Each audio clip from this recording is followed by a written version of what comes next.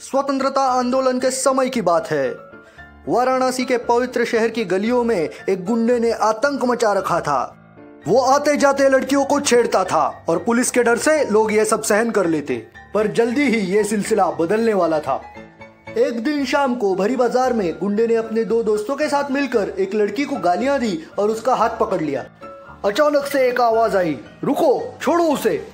गुंडे ने आवाज की तरफ मुड़ के देखा तो वहां एक 15 साल का बालक खड़ा था। गुंडा हंस के बोला, अभी तक तेरे दूध के दांत तो टूटे नहीं और मुझसे मुकाबला करने चला है। एक रपेट खींच के दूंगा तो 3200 दांत झड़ जाएंगे। ये सुनकर बच्चे ने गुंडे को ललकार दिया। गुंडा जैसे ही दौड़कर आया, बच्चे ने पैंतरा बदलकर उसे जमीन पर पटक दिया। गुंडे के दोनों साथियों को अब लोगों ने रोक दिया। गुंडे के छाती पर चढ़े बच्चे ने बोला, क्षमा मांग और उसको अपनी बहन बोल, नहीं तो मैं तुम्हारा गला दबा दूंगा। हतबल हो चुके गुंडे ने बिल्कुल वही किया और उसके बाद वाराणसी में उस गुंडे की फिर दादागिरी कभी नहीं चली। मित्रों, कहानी का वो बालक कोई सामान्य बालक नहीं था। उसी बालक को आगे चलकर पूरे विश्व ने चंद्रशेखर आजाद के नाम से जाना। 23 जुलाई यानी आज का दिन भारत के इतिहास का एक सुवर्ण दिन है, क्योंकि इसी दिन पर भारत के इतिहास के दो महापुरुषों का जन्म हुआ था, लोकमान्य बाल गंगाधर तिलक और चंद्रशेखर आजाद। उन दोनों महापुरुषों के स्मृति को वंदन करके मैं इस कार्यक्रम में आगे बढ़ता हूँ। चंद्रशेखर आजाद का मूल नाम चंद्रशेखर तिवारी था और उनका जन्म 23 जुलाई 1906 को मध्य प्रदेश के भावरा गांव में हुआ।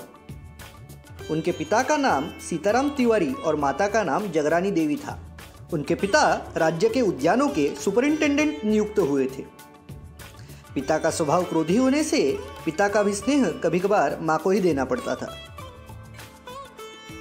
पहले सुनाया हुआ वाराणसी वाला किस्सा मैंने नंदकिशोर निगम लिखित बलिदान चंद्रशेखर आजाद की रोमांचकारी जीवनी इस पुस्तक से लिया है। उसी पुस्तक में चंद्रशेखर के बालपन का एक और किस्सा वर्णित है। वो किस्सा है उनके घर से निकलने का।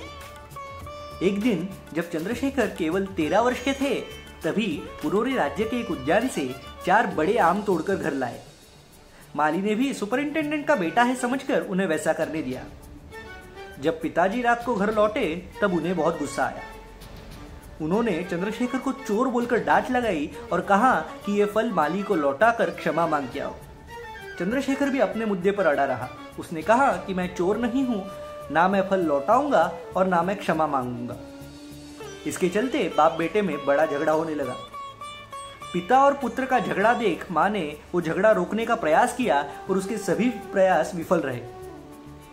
अंत में झगड़ा बढ़ते बढ़ते इतना बढ़ गया कि रात के 9 बजे पिताजी ने चंद्रशेखर को घर से निकाल दिया और कहा कि जब तक तुम ये फल लौटाकर माली की क्षमा मांगकर नहीं आते, तब तक मैं तुम्हें घर में प्रवेश नहीं दूंगा। चंद्रशेखर भी बड़ा अड़ियल था। कहते हैं ना, बाप शेर तो बेटा सवा शेर। उसने भी ठान ली कि जब तक पिताजी मुझे हाथ पकड़कर घर में वापस नहीं ले जाते, तब तक मैं भी घर में नहीं जाऊंगा।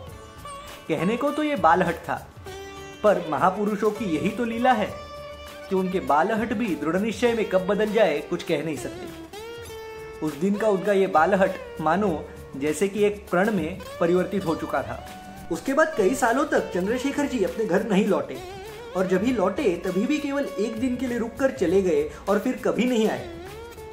तो ये थी चंद्रशेखर जी के बालपन की 2 कहानियां, जिनमें से हमें उनका दृढ़ निश्चय, उनका शौर्य, उनका धैर्य और यहाँ तक कि लोगों को प्रेरित करने की उनकी क्षमता पता चलती है।